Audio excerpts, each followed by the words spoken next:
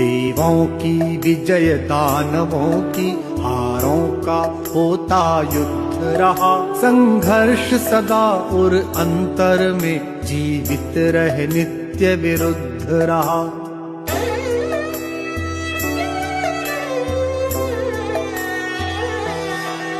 आंसू से भीगे अंचल पर मन का सब कुछ रखना होगा।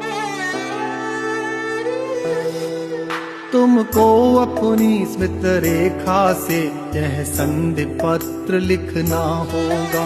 तुमको अपनी स्मृत रेखा से यह संधि